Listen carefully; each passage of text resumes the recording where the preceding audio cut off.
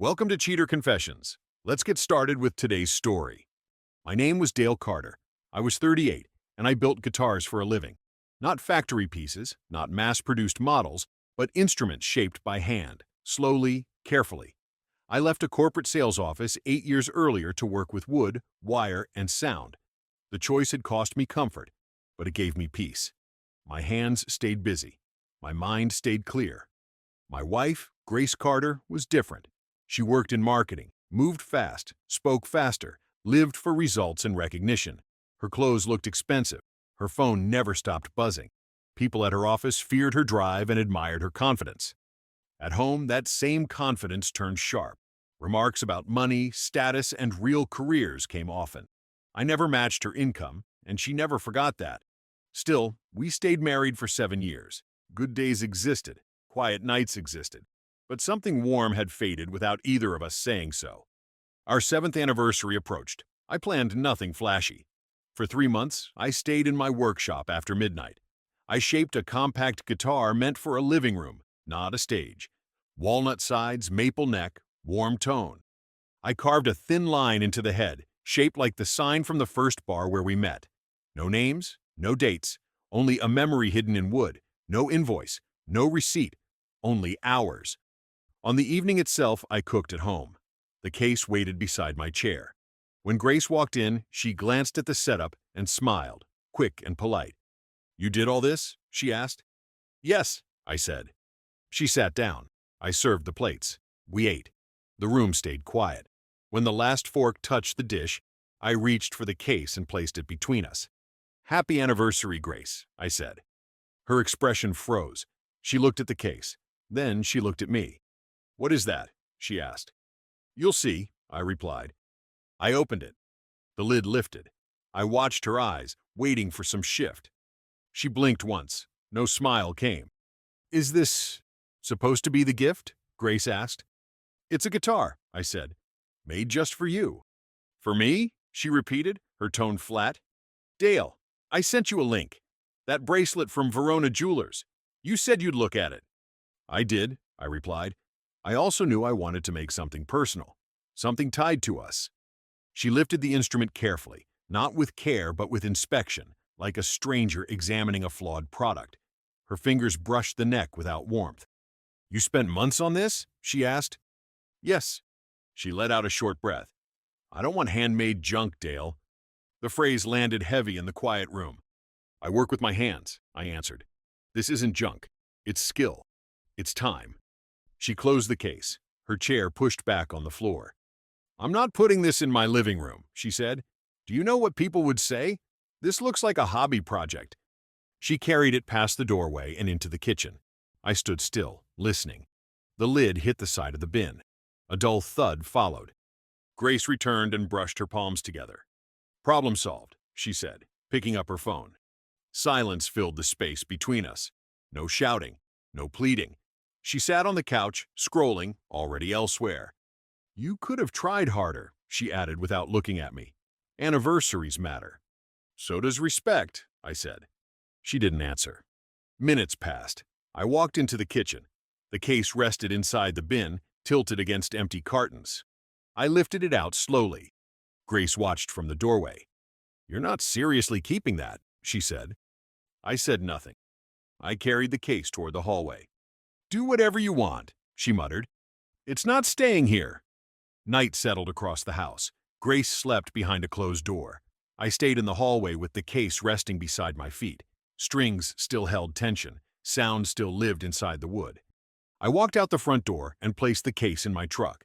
No conversation followed me. No apology. I drove through quiet streets toward my workshop, but changed direction halfway. Instead, I headed for Torres Sound and Gallery, a small space owned by Elena Torres. She had sold a few of my basic builds in the past. Midnight lights were off, but I knew she slept above the shop.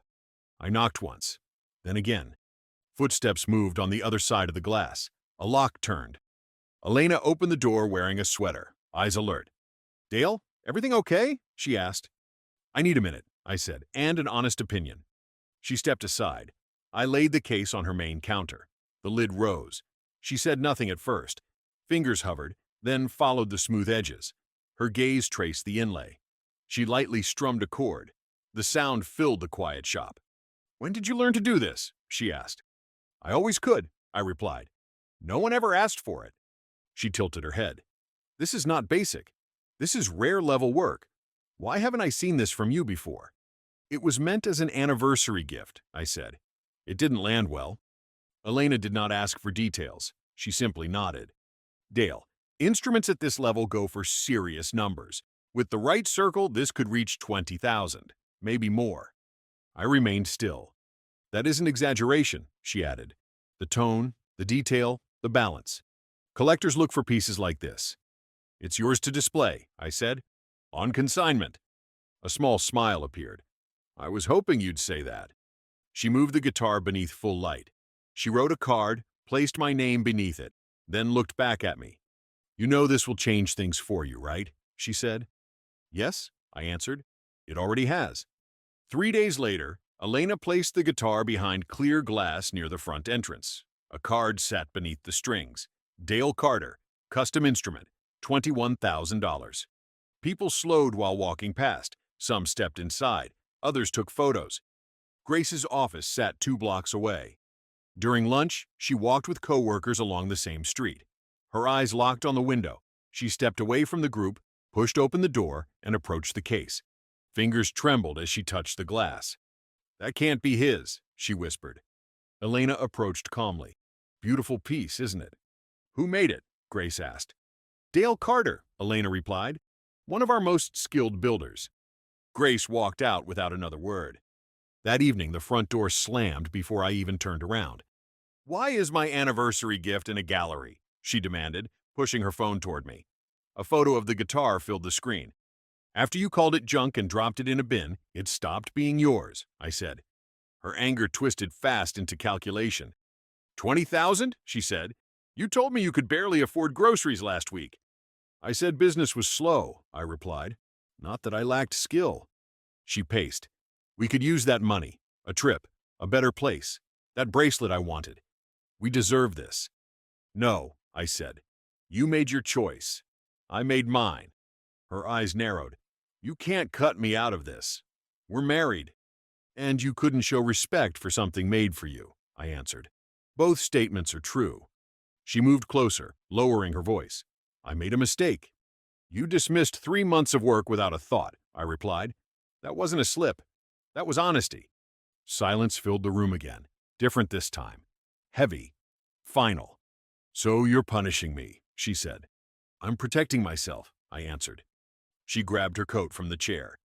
"You're throwing away a life over a guitar." "No," I said.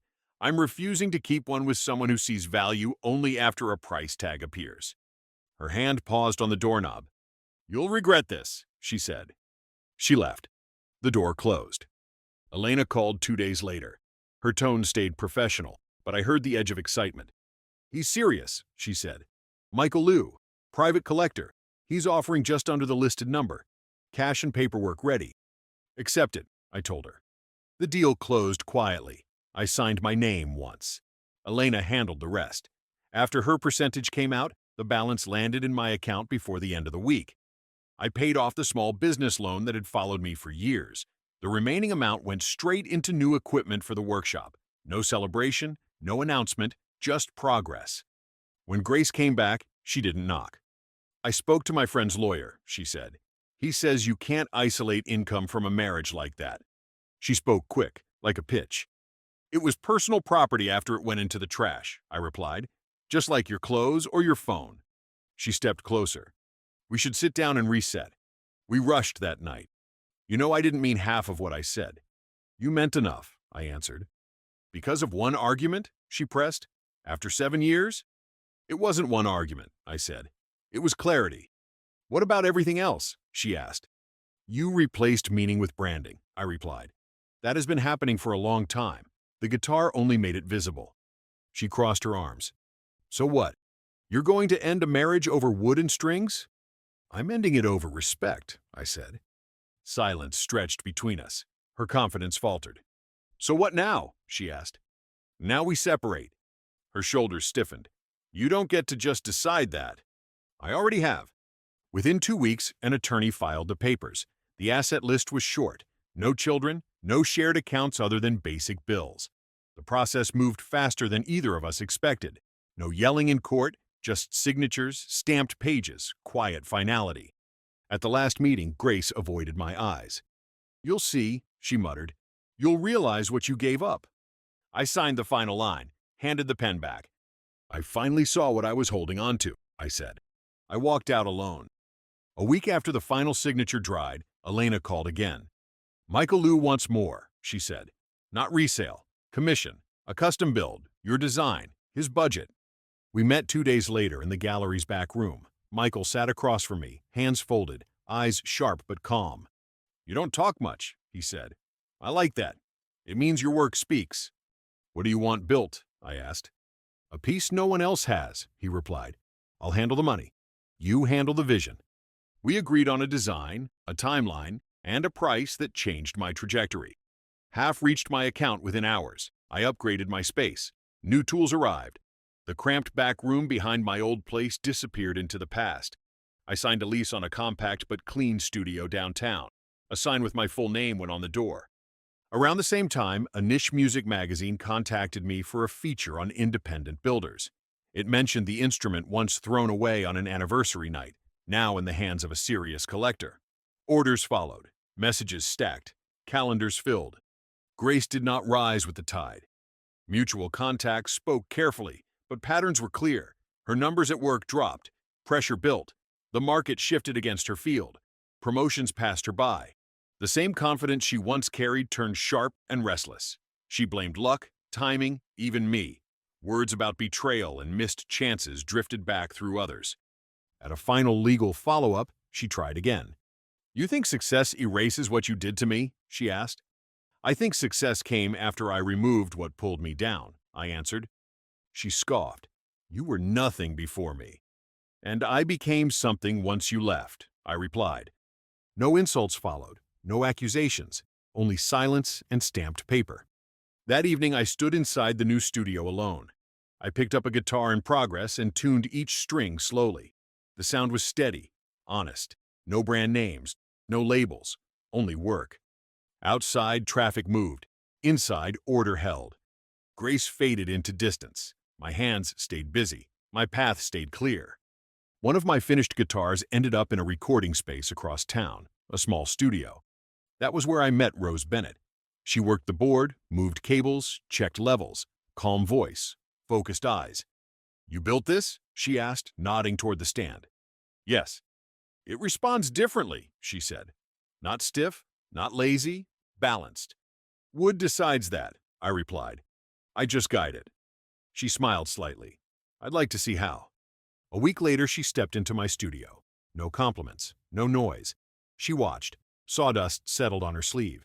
She didn't brush it away. We spoke only when needed. She wasn't impressed by price, fame, or articles. She cared about tone, grain, strength. I made her something simple from leftover maple, a small slide. No polish, no mark. "For testing," I said, placing it in her hand. She looked at it. Her lips trembled once. "No one ever made something just for me," she said. That was enough. 2 days later, Grace showed up. Her car stopped in front of the door. She walked inside, eyes scanning the space. "Nice," she said. "You really turned this into something." "It turned itself once I stepped out of the way," I replied. She touched a half-finished guitar. "This could have been ours," she said. "Power couple, talent and image." "It never would have worked," I answered. "You needed audience. I needed honesty." Her gaze moved to Rose standing by the bench. "Who is this?" Grace asked. "A woman who respects work," I said.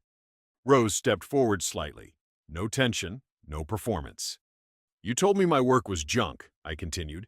That moment didn't leave. It clarified. "I was angry," Grace said. "You know I didn't mean it." "You meant every word at the time," I replied. "That's all that mattered." She exhaled sharply, anger fading into something thinner.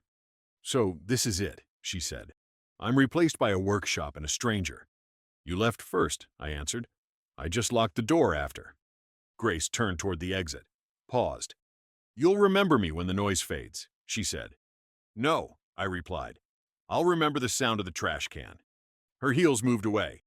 Rose stayed silent until the door shut. "You okay?" she asked. "I've never been more clear," I said. She nodded once, understanding that didn't need more words. Months passed without her shadow crossing my door. Work filled every morning. Orders lined up through next season. Letters from collectors arrived instead of bills. The silence that once felt empty now felt earned. Grace reached out one last time by email. Her message was long. She wrote about change, about regret, about studying herself. She said losing the marriage forced her to see what ambition had done to her. She admitted calling my gift trash had been cruel. She wrote that she understood the value of what I made now, not because of money, but because she finally slowed down enough to see the patience in it. She asked for coffee, only conversation, no pressure. I read the message twice. Then I stared at my hands. Those same hands had shaped a guitar in secret for our anniversary. Those same hands had lifted it out of trash after she said, "I don't want handmade junk." Those same hands had signed divorce papers while she searched for blame. I deleted the email.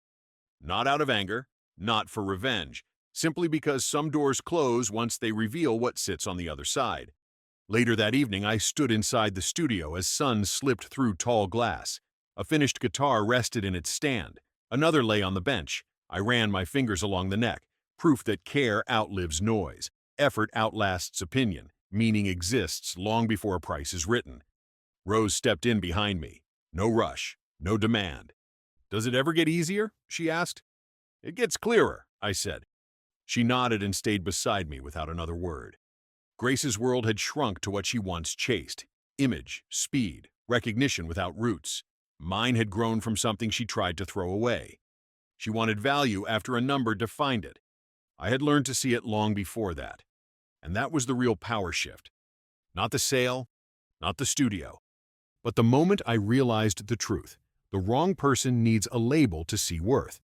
The right one never does. Thank you for watching.